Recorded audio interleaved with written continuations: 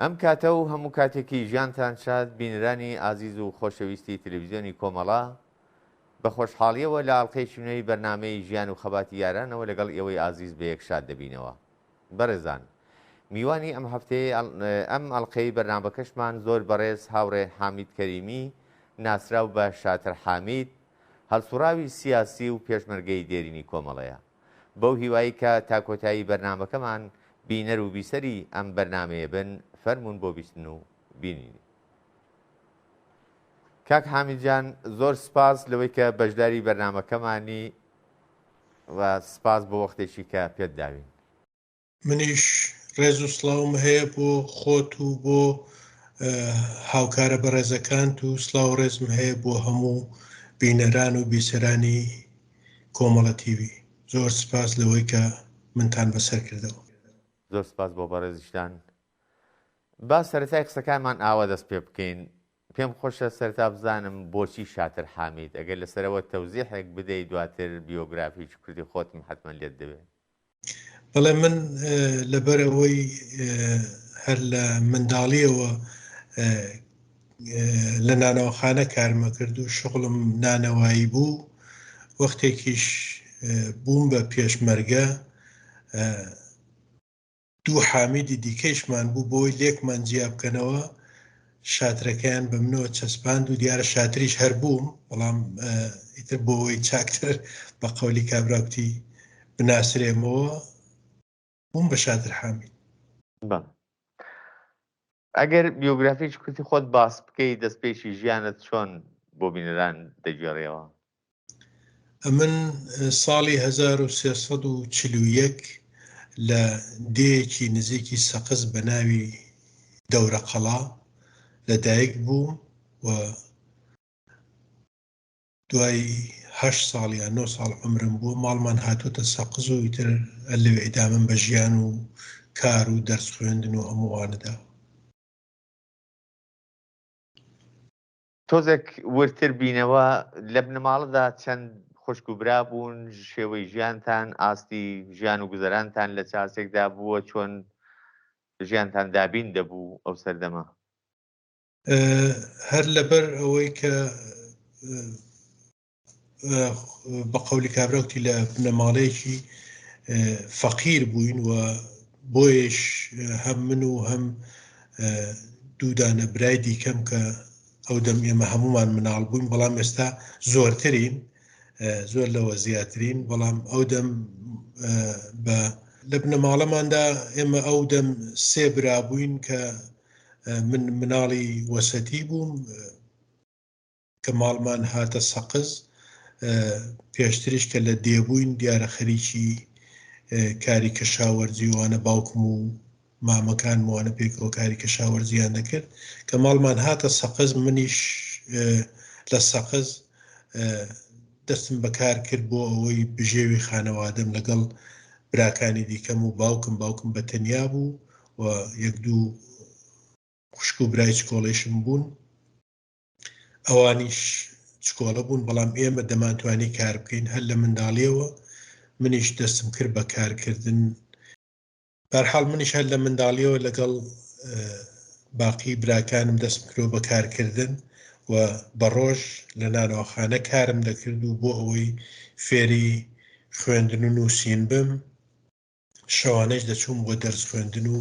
بە شەو دەرسم دەخوێن و بە ڕۆژ کارم دەکرد و تا ساڵی 57 پێش ڕاپەڕینی ئێران هەروە ئیدامەم بە ژیانم داوە بە کارکردن و دەرس خوێندن و لە جەرەیانی تەزاوراتەکان و ڕاپەڕینی خەڵکی ئێران بەعام منیش وەک نەوجەوانێکی 15-16 ساڵە زۆر بە قەولی کابراوتی بە شور و شەوق و بە ئەلاقەوە منیش ئەوەندەی کە بۆم دەکرا و لە تواناما بوو بەشداری ئەو ڕاپەڕین و تەزاورات و نگابانی شەوانە لە گەڕەکەکان و هەموو ئەوانەی تر بەشداریم کردووە و هەر ئەو سەردەمیش کە سەروبەندی قیام و ڕاپەڕین ئێمە مەجموعەیەک لە کرێکارانی نانەوەخانەکانی سەقز تەسمیممان کرد بۆەوەی کە ئێمەش دەبێت کارێک بۆ خۆمان بکەین بۆ دفاع لە حقوقی خۆمان و ئەمە بوو بە باعثیەوەی کە مەجموعەیەک لە ئێمە دەست پێ بکەین بە هەوڵدان بۆ دامەزراندنی سندیکایەکی کرێکاری کە بە هەوڵ و تێکۆشانی مەجموعەی ئەو کەسانەی کە ئەو دەم هەوڵیاندا توانیمان لەگەڵ باقی کرێکاران دانە بەدانە کۆیان بکەینەوە قسەیان لەگەڵ بکەین و بتوانین بیانهێنینە نێو جەمعێک یا کۆڕ و کۆمەڵێک دروست بکەین بۆ خۆمان کە بتوانین بە جەمعی دفاع لە حقوقی خۆمان وەک کرێکار بکەین و یەکێک لەو کەسانێک کە زۆر زۆر نەقشی بەرجەستەی بوو کاک عەبدوڵای خۆشپەیام کە بەخۆشی و ئێستاش لە ژیانایە و ئەو یەکێک لەو کەسانە بوو کە زۆر زۆر تاسیر و نەقشی مثبەتی بوو لە دروستکردنی سندیکای کرێکارانی خەباز لە سەقز و ئیتر ئەم کۆبوونەوانەمان هەر ئیدامەی بوو تا ڕژیمی شا ڕووخاوە ڕژیمی شاکە ڕووخا ئێمە دەستمان کرد بە دروستکردنی سندیکاکە و سندیکامان دامەزران و لە زمانی جەمعیەتەکانە لە نێو جەمعیەتی سەقز شوێنێکیشیان بۆ ئێمە دیاری کرد بۆ کۆبوونەوەکانمان کۆبوونەوەی هەفتانەی کرێکارانی نانەوەخانە یا کۆبوونەوەی سندیکای کرێکارانی نانەوەخانەکانی سەقز لە بەشێک لەو شوێنەی کە پێیان دەکوت ساواکی قەدیم بوو بەڵام دوایی بووە مەخەری جەمعیەت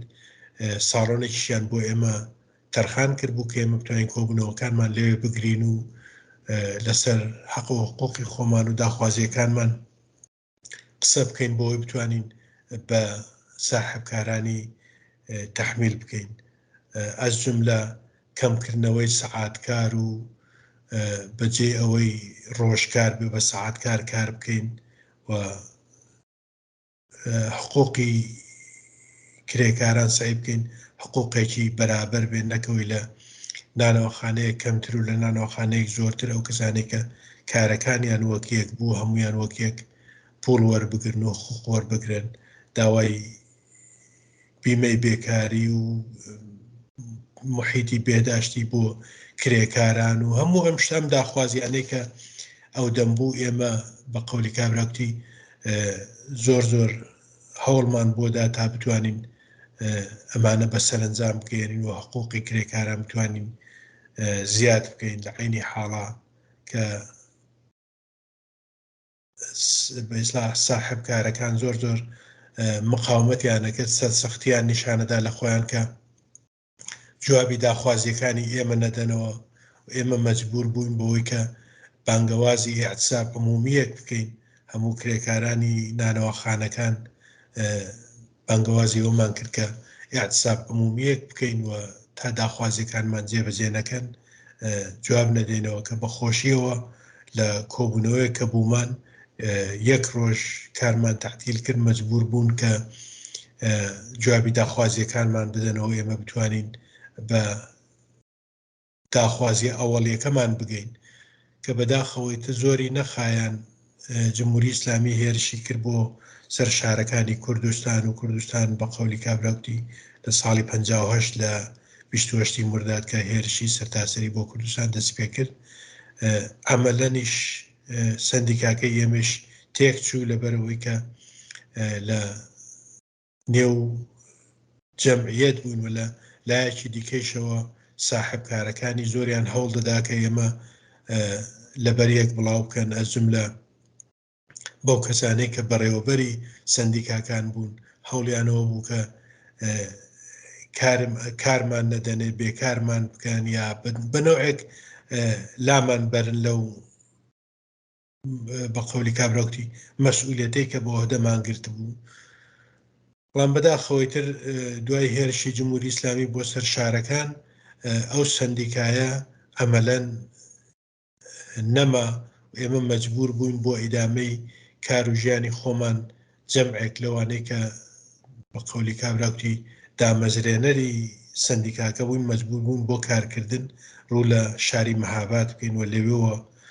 دەست بکەین بەکار و ژیانی خۆمان کە بەخۆشی و دوای ماوەیەک لەوێش هەر دیسان هەوڵماندا بۆ دامەزراندنی سندیکا و بە قەولی کابراوتی داوای مافی بەرابەر بۆ حقوقی ژنان و پیاوان بکەین کە ئەو ژنانێک کە لە نانەوەخانە کاریان دەکرد زەحمەتیان زۆر زیاتر لە ئێمەش دەکێشا بەڵام حقوقیان کەمتر دەدانێ توانیمان ئەوانش بە قەولی کابراوتی بە جۆرێک حقوقی ئەوانش لەگەڵ هی باقی کرێکارانی دیکە بەرابەر بکەین و خود بە خود ئەوە بوو بە تەئسیرێکی مثبت لەسەرەوەی کە لەوێش جە و فەزاکە بگۆڕدرێەوە ئەو ئیمکاناتی کە بۆ پیاوەکان بوو بۆ ژنەکانیش بێتە دی کەیتر لەوێش دووبارە هەر هێرشی جمهوری ئیسلامی و شەڕ و کێشە و ئەمانە کە من ساڵی 1359 لە جەرەیانی شەڕی مەهاباد بووم بە پێشمەرگەی سازمانی پەیکار. زۆر باشە بەر لەوەی کە بچینە ئەو خۆناغا پێم خۆشە هەر لەسەر ئیتحادیەی نانەوخانەکان بوێستین بۆی کە تۆزێک بۆ بینەران ڕۆشنتر بێ پێم خۆشە مێژووی دامەزراندنی حتمما دەگەڕێتەوە بۆ بەر لە ئینقلاب وەکو باست کرد بەڵام بە دەقیقی دەکرێت بڵێ لە کەنجیەوە و ئایا ئەو ئیتحادیە ئەو کات لەلایەن ڕژیمی پاشایەتیەوە بە ڕسمی ناسرا بوو ئیتحادیەکی ئازاد بوو یعنی ئیجازە پێدراو بوو یا ئەوەی کە نا هەر تەشەکولێک بوو کە بۆ خۆتان بە شێوەی سەربەخۆ و مستەقل دروستان کردبووە دەستامەکار لە ئەمە دەکرێت بڵێن ئەو سندیکایی کە ئێمە دروستمان کرد دووەمین سندیکا بوو سندیکایەکی دیکە زووتر زمانی شا ساڵەکانی 52 51 و 52 ئەمانە 1352 دروست کرا کە ئەویش هەر بەو شێوەیە دوای ماوەیەک لەغو کراوە یا مجەوەزی هەر وەرنەگرت لەلایەن دەوڵەتەوە کە بێتە شتێکی ڕەسمی و ئەم سندیکایی کە من تێیدا بەشدار بووم یا دروستمان کردەوە لە سەردەمێکە دروست کرا کە سەردەمی قیام و تێکچوونی دەوڵەت بووە بەداخەوە لەلایەن هیچ کامێک لە دەوڵەتەکانەوە ئەو سەردەم بە ڕەسمیەت نەناسرا بەڵام تا ئەو زمانەی کە شارەکان یا کوردستان ئازاد بوو بەدەست خەڵکو و هێزە سیاسیەکانەوە بوو ئەو سندیکایی ئێمەش ئازادانە فعالیەتی دەکردووە لە پشتیوانی جەمعیەتی دفاع لە زەحمەت کێشان و کۆمەڵش بە تایبەت بەش بەرخوردار بووە هەر بۆیش لەوێ جێگا و ڕێگا و ئیمکاناتیاندا بوو بە ئێمە کە ئێمە بتوانین لەوێ کار و فعالیەتی خۆمان بکەین. بەم پێشینەوە کە باست کرد و باسی سندیکا و چالاکیەکانی و ئەهدافی سندیکا و دوورنمایت کرد بێگومان بەم تاریفەوە بەڕێستان ئەگەرچی چالاکی یا فعالیتێکی سنفیتان سرفەن کردووە بەڵام خۆی ئەهدافەکان ئامانجەکانی یا دوورنمای ئامانجەکانی سیاسی بوون بە جۆرە لە جۆرەکان و ئەوە نیشان دەدا کە بەڕێستان هەر ئەو سەردەمەش دەتوانێت باگراوەندێکی سیاسی لە ذاتی تۆدا شکڵی گرت بێەوە ئوفۆقێک لەبەر دەمتابوو بێت کە بتوانێت ئەوە شکڵ پێدەر و دیاریکەری ڕێگەی سیاسی یا ڕەوەندی سیاسی و فکری تۆ ببێت. دەتوانین بڵین لە کەنجیەوە بەڕێستان مەسائلی سیاسی تاقیب کردووە بیری سیاسی تۆرەکەیەوە شکڵی گرت و گەرایشی سیاسی سەرەتا چ بوو؟ بەڵێ هەرەگەرێتەوە بۆ ئەو سەردەمی تەزاوراتەکان و ڕاپەڕینی خەڵکی شارەکان و منیش وەک نەوجەوانێک زۆر بە شور و شەوق و بە عەلاقەوە شتەکانم تاقیب دەکرد و بەشداری مەکرد لە ئەوەی کە تەزاورات و ئەم شتانە بوو متینگی نێو شارکە متینگەکان بەرگوزار دەبوو لە مزگەوت و لەم شوێنانە سخۆنڕانی و قسەوباسی سیاسی کە دەکرا منیش هەروەک باقی جوانانی ئەو سەردەم کە خولیای ئازادی و بە قەولی کابراوتی گەیشتن بە مافەکانی خۆیان بوون منیش یەکێک لەو کەسانە بووم کە زۆر بە عەلاقەوە هەوڵم بۆ دەداوە هەر ئەوەی کە عەرزم کرد کاک عەبدوڵڵای خۆشپەیام یەکێک لەو کەسانە بوو کە ڕاستەوە خۆ لەسەر من تەئسیری بوو کە ڕوو لە مەسائلی سیاسی بکەم هەر بە پێدانی کتێب و خوێندنەوەی کتێبهای سیاسی کە ڕاحەت قابلە دەرک بێ بۆ کەسێکی وەک من لەو سن و ساڵا و ئەمانە خود بە خود بوون بە هەوێنی ئەوەی کە منیش وەک باقی جوانانی ئەو سەردەم خۆم لە نێو کاروباری سیاسیە ببینمەوە و خۆم وەک کەسێکی چەپ و کەسێکی مەدافعی منافعی کرێکاران کە خۆشم یەکێک لەوان بووم هەوڵی بۆ بدەم کە بە داخوازەکانمان بکەین و ئەو شتانەی کە پێشتر نەبووە سعی بکەین بیکەینە قانون بۆ ئەوەی کرێکاران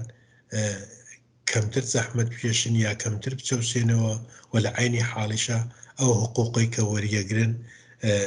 زۆر زۆر کەمتر بوو ئەو حقوقی کە وەریان دەگە زۆر کەمتر بوو لەوەی کە دەبوو پێیان بدرێ و ئێمە هەوڵماندا کە بتوانین ئەو حقوق و مەزایایە کە بۆ کرێکاران پێویستە بیان کەینە قانون و بەسەر ساحب کارەکانیانە دابسەپێرین هەر بۆ ئاگاداریشت لە ساڵی 1358 لە شاری سەقز ئەوەڵی ماهیمەیەکی زۆر زۆر بەرجەستە و گەورە بەڕێوە چوو بۆ ئەوەڵین جار و ئێمە مشەخەسەن سندیکای خەبازانی سەقز نەقشی زۆر زۆر سەرەکیمان بوو لەوەی کە ئەو مەراسمە بە شێوەی تەزاورات و ڕاهپەیمایی و سوێنڕانی بەڕێوە پشێ و تەئسیراتی زۆر زۆر مثبەتی بوو لە ئیتحاد و یەکپارچەگی کرێکارانی هەموو بەشەکان لە شاری سەقز و ئەمە بوو بە شتێکە بۆ تاریخ هەرماوە و دەیشمێنێ. زۆر ڕاست. لە قسەکاندا باس لە سەردەمی ڕاپەڕین و ڕۆشتنی شاو هاتە سەرکاری ڕێژیم و لەم گوزەرەدا پێکهاتنی جەمعیەتەکان کرد و بێگومان بیرەوەریەکرد لەو سەردەما هەیە کە ئەو جەمعیەتانە زۆر بە دروستی یا دەقیقی لە چه قۆناغێکدا شکڵ دەگرن، چ دەور و نەخشێک دەبینن و چەندە ڕێسکەی سیاسی یا ڕێگەی سیاسی لەو جەمعیەتانەدا تەشخیص دەدرا و ئەهدافی ئەو جەمعیەتانە بە کولی چ بوو؟ ئەگەر ئاوا باسی بکەم هەر بە مەحزی ئەوەی کە لە قیامی 22 بەهمەن قیامی 22 بەهمەن کە کرا لە شاری سەقز مشەخەسەن من کە لە سەقز بوو وەختێک شارەبانی تەسخیر کرا و ساواک و نازانم ئەم شوێنانە کەوتنە دەست خەڵک و خەڵک توانیان بە قەولی کابراوتی ڕژیم لە نێو شار نەهێڵنوە خۆیان دەست بگرن بەسەر هەموو ئەو مثلا ئۆرگانە دەوڵەتیانە وەک شارەبانی و ساواک و ژاندارمەری و ئەوانە دیارە پادگان خەڵک نەیانتوانی پادگان بگرن یا پادگان نەکەوتە دەست خەڵک، بەڵام شارەبانی و ژاندارمەری و ئەو ئیداراتی دەوڵەتی دیکە هەموو کەوتنە دەست خەڵک هەر لە ڕۆژی دوای ڕاپەڕین ڕۆژی دوای قیامەوە جەمعیەتەکانیش دامەزرانەوە شۆڕای شار دامەزرا هێزێکی وەک بە قەولی کابراوتی پێشمەرگەی شۆڕای یا هێزی شۆڕایان دامەزران کە بۆ محافزەت لە خەڵک و لە نێو شار و ئەمانە کە منیش یەکێک لەو کەسانە بووم کە لە گرتنی شارەبانی سەقز بەشدار بووم وەک جوانێک کە لەوێ بڕێک فیشەک و ئەو شتانم دەستکەوت بوو. دوای 1-2 ڕۆژ کە جەمعیەت دامەزرا من ئەوانم برد تەحویلی جەمعیەتمدا کە ئەوە پێویستمان پێدەبێ بۆ حفاظەتی نێو شار و ئەمانە و جەمعیەت کاری ئەوە بوو لە عینی حاڵا کە نێوی جەمعیەتی دفاع لە کرێکاران و زەحمەت کێشانیات جەمعیەتی دفاع لە زەحمەت کێشانی کوردستان بوو چەندین حیزب و سازمانی تێدا بوو کە سەرەکیەکەیان کۆمەڵە بوو و کۆمەڵە هەر ئەو کارەی دەکرد کە بە قەولی کابراوتی بۆی هەوڵ دەدا ئەوەی کە بتوانێت مەدافعی حەق و حقوقی کرێکاران و زەحمەت کێشان بێ لە نێو شار و لە هەموو شوێنەکان هەر بۆیش بەو شەمە سیاسی یا بۆ بۆچوونەوە فەوری ئێمە داوامان کرد کە جێگایەکمان دەوێت بۆ کۆبوونەوەکانمان وەک سندیکای کرێکارانی نانەوەخانەکانی سەقز زۆر بەدڵاوەڵەیی و ئیمکاناتیان خستە اختیارمان و جێگا و ڕێگایان پێداینجا هەر بۆیە جەمعیەت بۆ ئەوە دامەزرابوو کە دفاع لە منافعی کرێکاران و زەحمەت کێشانی کوردستان بکە. با بچینە سەر قۆناغی ئەوەی کە خەتومەش سیاسی خۆ دیاری دەکەیەوە نەهاتەن تەسمیم بەوە دەگری کە ببی بە پێشمەرگە. ضرورەتی ئەوە چ بوو؟ بۆچی پێشمەرگە بوون لەو کاتەدا زۆر ئەولویەت بووە؟ کاک حامید چ لایەنێک بۆ زەرفی چالاکی سیاسی خۆی وەکو پێشمەرگەیەک هەڵدەبێت؟ من هەر پێشەوەی ببم بە پێشمەرگە لە تەریق چەندانە لە ڕەفیقەکانمەوە کە ڕەفیق بووین ئەوان ببوون بە هەواداری سازمانی پەیکار،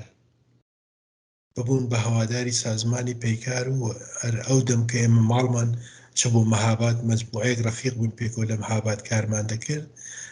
چەند نەفەرێکیش یادیان بەخێر لەوانە شەید خالقی نەغەدا کە زۆر زۆر ئینسانێکی شەریف و فداکار و جەسوور بوو، پەیکاری بوو، زوو هاتچووی ئێمەی دەکرد و ئێمەش لەگەڵ ئەو بووین بە ئاشنا. هەر بۆ بۆنەوە ئێمە من خۆم لە سازمانی پەیکارە دیتەوە و هەر لەگەڵیان لە ئێرتباط بووم تا ساڵی 1359 دەوری دووەم کە جمهوری ئیسلامی دووبارە حەملەی کردەوە بە کوردستان. لە جەرەیانی شەڕی نێوشاری مەهاباد من تەسمیمم کرد ببم بە پێشمەرگەوە، بووم بە پێشمەرگەی پەیکار. پێشمەرگەی پەیکار بووم تا ساڵی 1360 یعنی تقریبەن ساڵێک پێشمەرگەی پەیکار بووم کە اختلافاتی دەرونی نێو سازمانی پەیکار دەستی پێکرد. من و مەجموعەیەکی زۆر لەو ڕەفیقانەی کە لەگەڵ سازمانی پەیکار بووین هاتینە ناو کۆمەڵە و بوون بە پێشمەرگەی کۆمەڵە. سازمانی خەبات بێگومان ڕێکخراوێکی چەپ و کۆمۆنیست بوو. پەیکار بمبورە ڕێکخراوێکی چەپ و کۆمۆنیست بوو. هەر بەو هۆیە بەڕێزیشتان خەتومەشێکی کۆمۆنیستی چەپ و سوسیالیستی هەڵدەبژێرن و دواتر ملحەق بە کۆمەڵە دەبن. ئەگەر ئەنی فەرزمان بەر ئەوە بێت وای دابنین کە پەیکار لە چالاکی خۆی بەردەوام باە، ئەو ڕێچکەی خۆی ئیدام بدایە، تەفاوتێک لە بینی سیاسەتی کۆمەڵە و پەیکار ئەگەر هەستت پێکرد بێت جیاوازیەکان چی بوون وەکو خەتەمەشی سیاسی بۆ چوون و هەڵسەنگاندنیان ئەرزیابیان نسبەت بە واقعی ئەمر لەو سەردەمەدا؟ ڕاستیەکەی ئەو دەم یا لەوانەیە من زۆر بەڵام زۆر فەرق و تەفاوتێکی وایان نەبوو لەباری سیاسی و زۆریش نزیکایەتیان بوو پێکەوە هاوکاریان دەکردوە. زۆر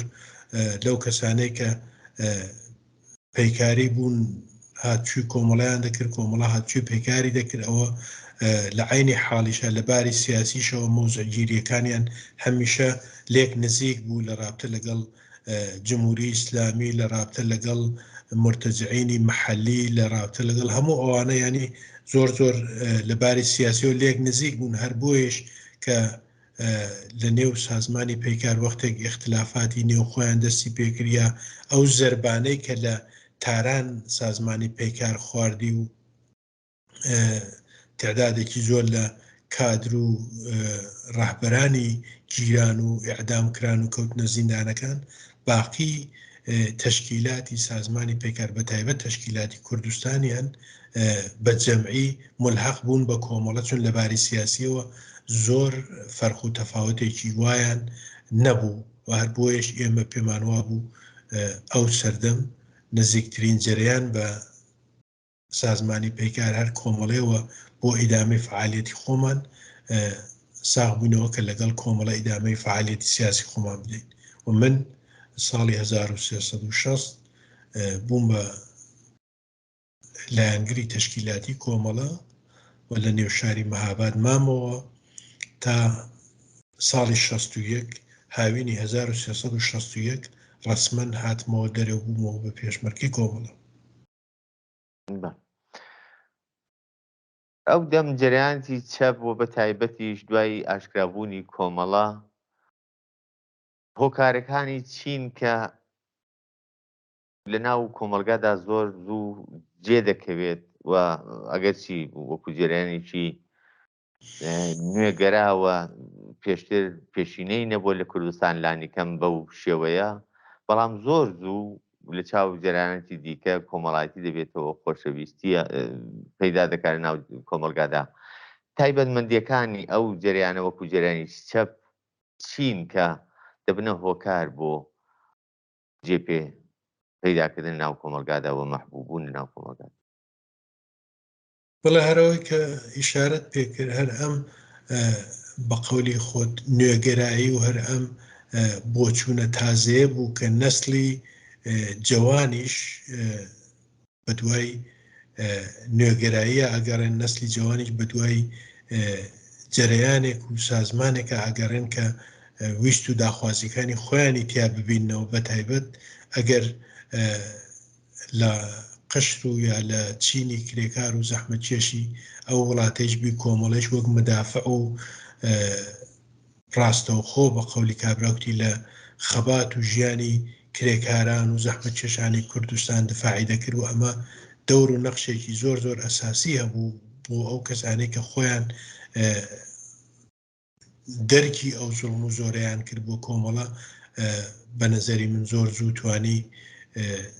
جێگا و پێگەی خۆی لە نێو کۆمەڵانی خەڵکی کرێکار و زەحمەتکێش و جوانان و ژنان و هەموو ئەمانە ڕیشەدا بووکتێ لەبەرەوەی کە خۆی بە بەشێک لەوان دەزانیوە ئەوانیش پێیان وا بوو کە کۆمەڵە وەک جەرەیانێکی چەپ و سوسیالیستی خەریکە دفاع لە مافەکانی ئەوانەکاوە بۆ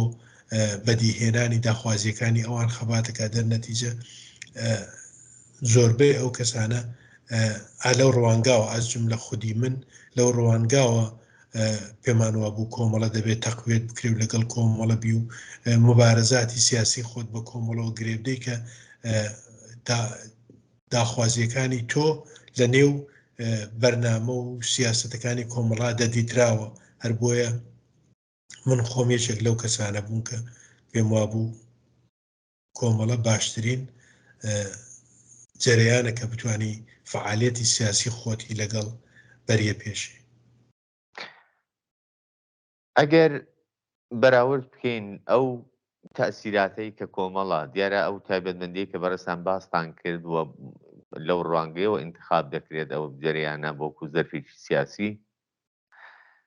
ئەو تەسیراتانەی کە کۆمەڵە لە کاتی خۆیدا لەسەر کۆمەلگای داناوە ئەگەر ئێستا لە نظر بگرین هیچ ئاسەوارێک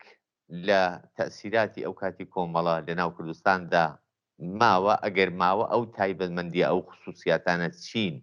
کە ئێستاش وەکو ئەسەرێک لە کۆمەڵە جێپەنجەیەک لە چالاکی ئەو سەردەمی کۆمەڵە و حزوری کۆمەڵە ناو کۆمەلگادا بەجێ مابێت وەکو فەرهەنگ دەتوانین بە چی ئاماژە بکەین؟ وەک ڕاستیەکەی ئێستاش ئەو تەسیراتەی هەرماوە، ینی ئێستاش هەر کەس دەم لە مافی کرێکار بدات دەڵێن تۆ کۆمەڵی، هەر کەس دەم لە ئازادی بەیان بدا دەڵێن تۆ کۆمەڵی، هەر کەس باسی بەرابەری ژن و پیا بکات دەڵێن تۆ کۆمەڵی. ینی هەر کەس داوای ئیتحادیە و سندیکا و بە قەولی کابراوتی کۆڕ و کۆمەڵی کرێکاری بکە فورن دەڵێن تۆ کۆمەڵی. ینی ئەم تاسیراتە هی ئەو دەمە بە نەزەری من دیارە بە تێپەڕبوونی زەمان ئەمە هاتووە و منجەر بووە بە ئاگاهی زیاتر و خەڵک تێگەیشتوتر بوون. من تا بناغەکەی هەر ئەگەڕێتەوە بۆ ئەو دەم کە کۆمەڵە زۆر زۆر بە ڕاشکاوی و بە بێ ڕاڕایی دوودڵی دفاع لە منافعی کرێکاران، دفاع لە حقوقی بەرابەر بۆ ژن و پیا دفاع لە مافی دیاریکردنی چارەنووس بۆ خەڵکی کورد دفاع لە دروستکردنی تەشەکولهای سربەخۆی کرێکاری و ئەمانە هەموو ئەو دەم دەکرێت ئینسان ئاوا بڵێ ئەو دەم بناغەکەی دانراوە ئێستاش هەر لەسەر ئەو ڕێچکەیە دەڕواوە هیوادارم کە ئەمە بێت و زۆر زۆر بەرجەستەتر و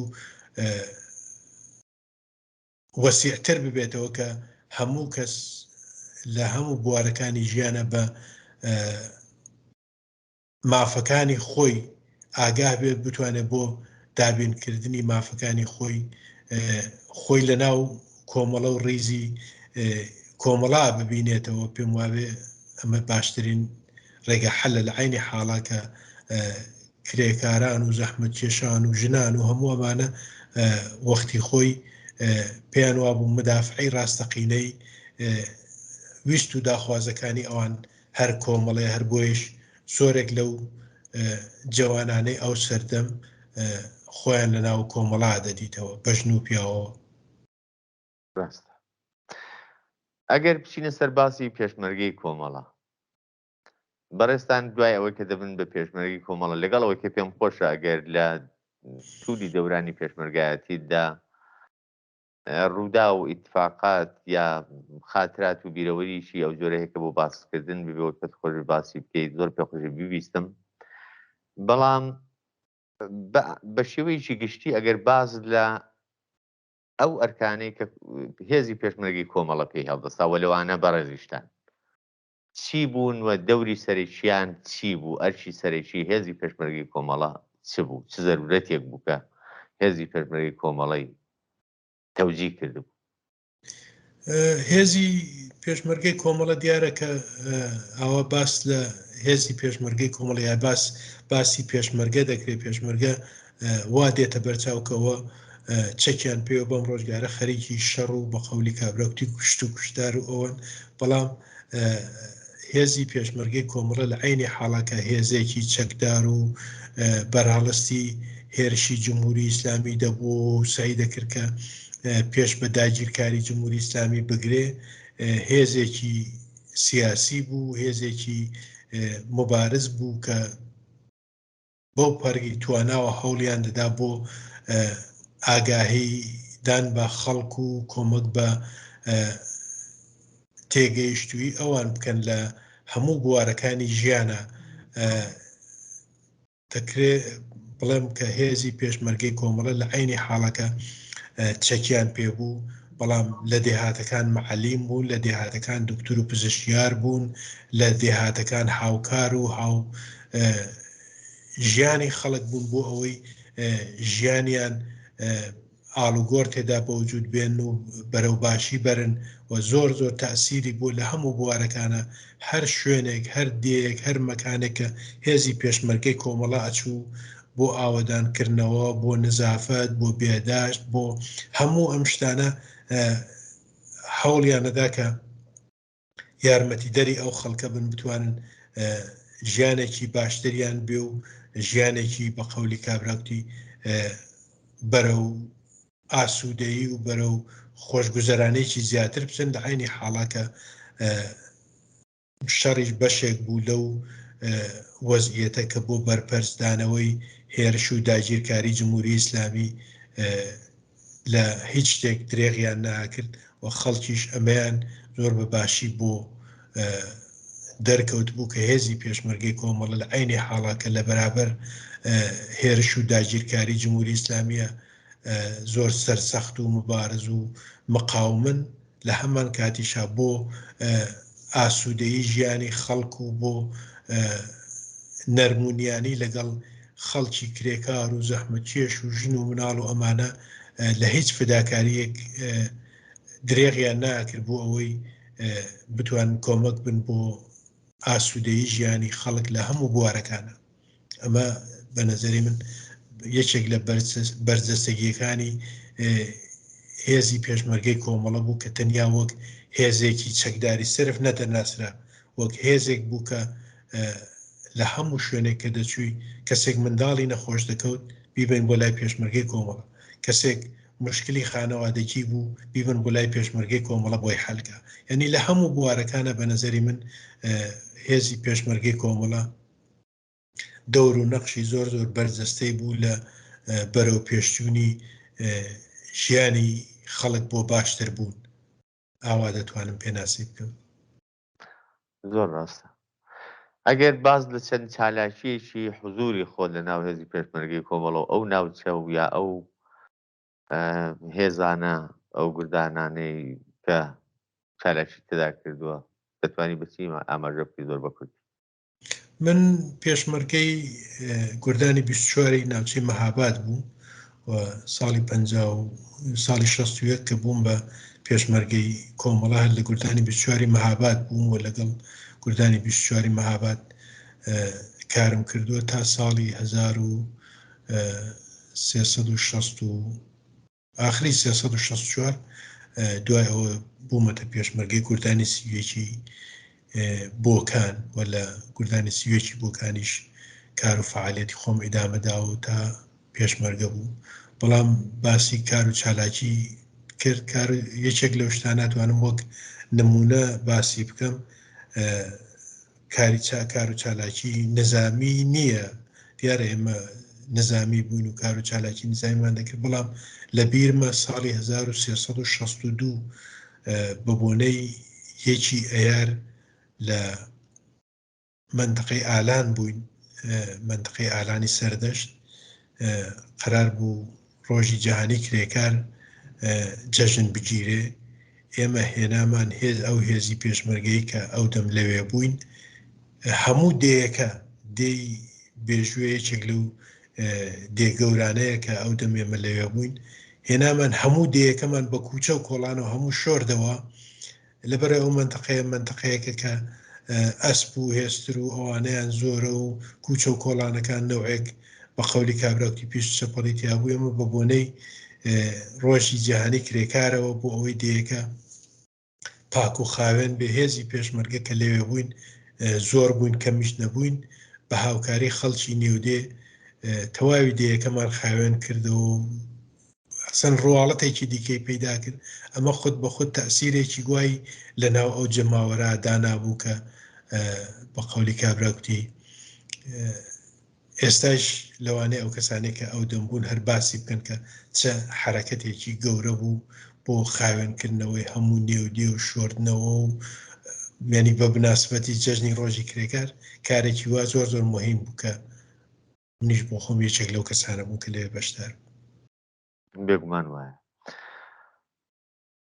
ئەو سەردەمە ئەگەر باز لە بیرەوەری بکەین یا لەو چالاکیانەی کە بە ئام پێشمەرگەی کۆمەڵە و هێزی پێشمەرگی کۆمەڵە ئەنجامی داون بێگومان زۆر وە لە بەرنامەیەکدا ناگونجێن، بۆیە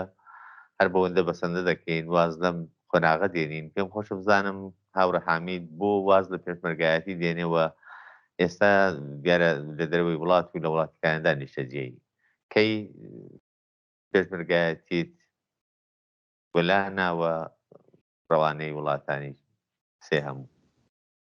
وڵا بەداخەوە پێشمەرگایەتیمان وەلا نەنا، بەڵام تر شەرایەت پێی وەلا نای. بەڵام بەرحاڵ من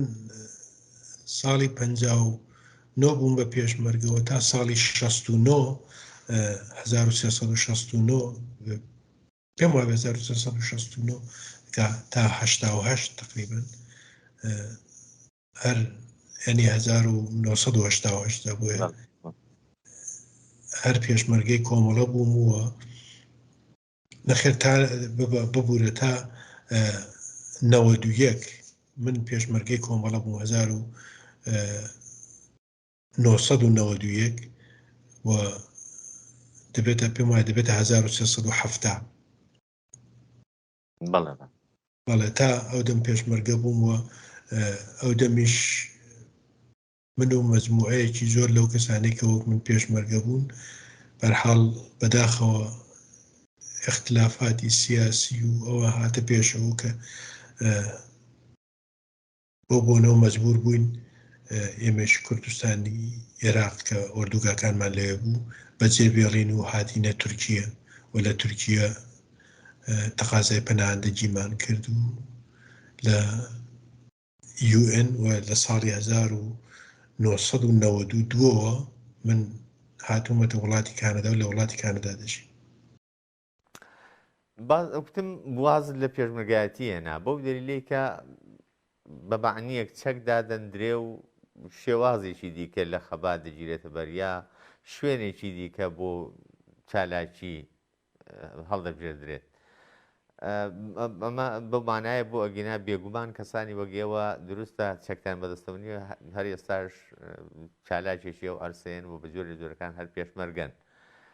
ئەگەر بپرسم لە دەرەوەی وڵات من کاک حامیدم وەکو هەڵسڕاوێکی سیاسی کە زۆر بەجێ خۆیەتی بەڕاستی لەجێ خۆیدا ناو برد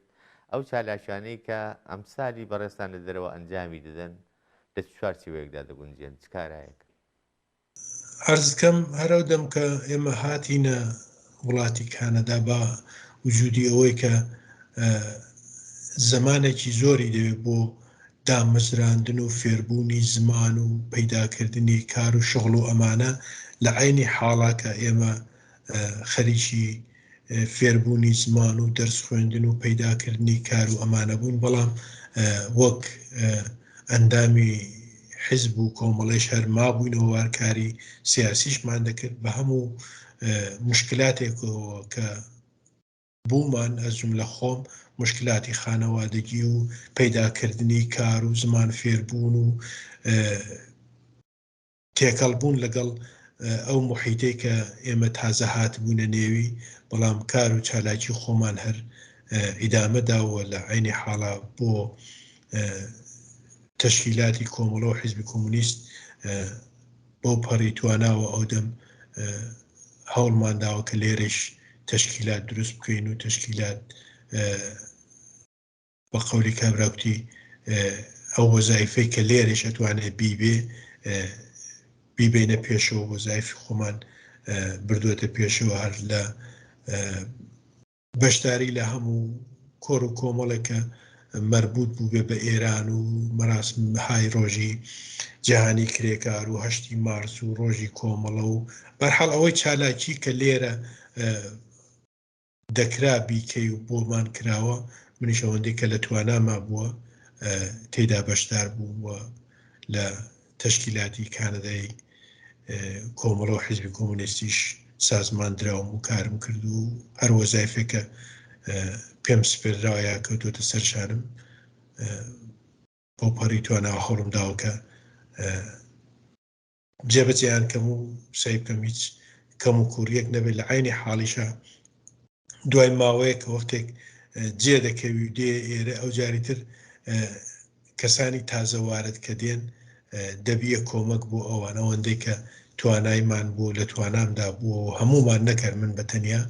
هەوڵمان داوەکە ئەو کەسانێک کە دوای ئێمە دێن و تازە هاتوون توانین کۆمەکیان بکەین تا ئەوەی کە جێگیر دەبن لەسەر پێی خۆیان ڕادەوەستن و محیت دەناسن و هەر کارێکە لە دەستمان هاتووە کۆمەکمان کردوون کە توانین مشکلاتی کە ئێمە لە ئەوڵەوە هاتبووین خەڵکی زۆر کەممان دەناسی سعیمان کردو ئەو مشکلاتێک کە خۆمان لە ئەوڵەوە بوومان بۆ ئەوانی کەم بکەینەوە. کار و چالاکی سیاسیش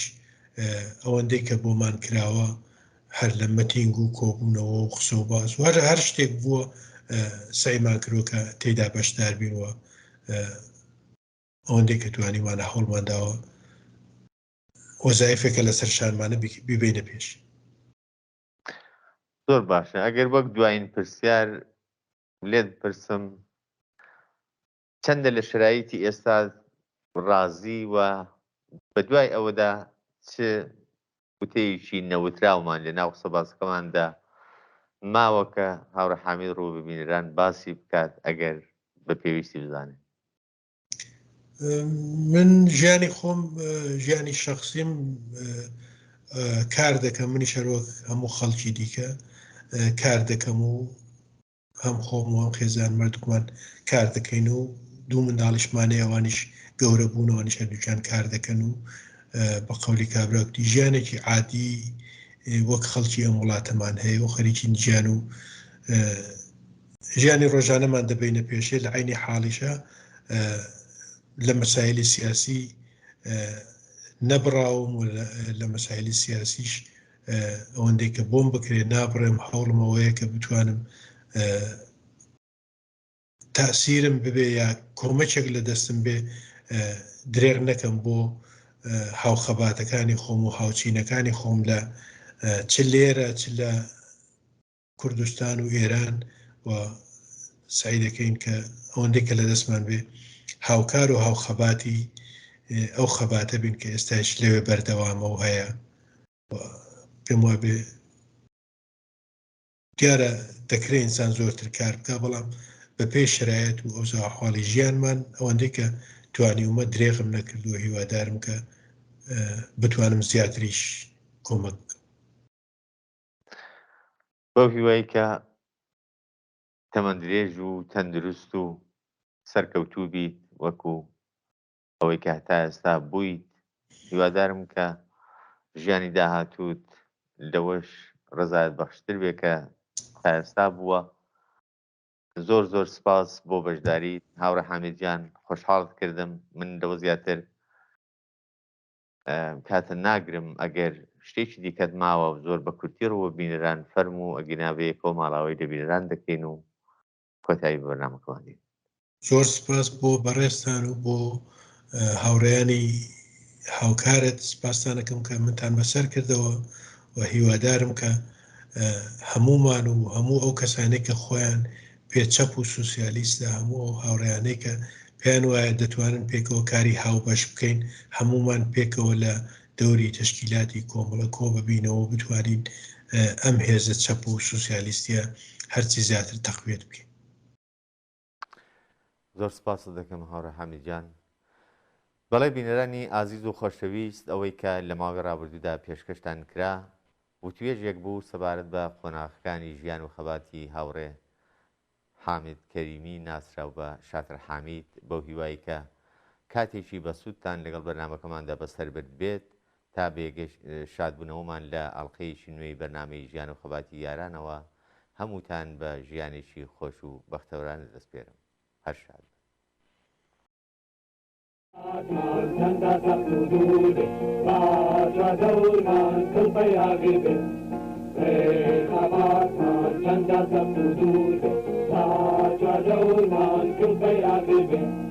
L'amre piro da gidanade e me corre di la madre. L'amre piro da gidanade e me corre di la madre. Lo dia e cine bohajara o danani como gayeta. Lo dia e cine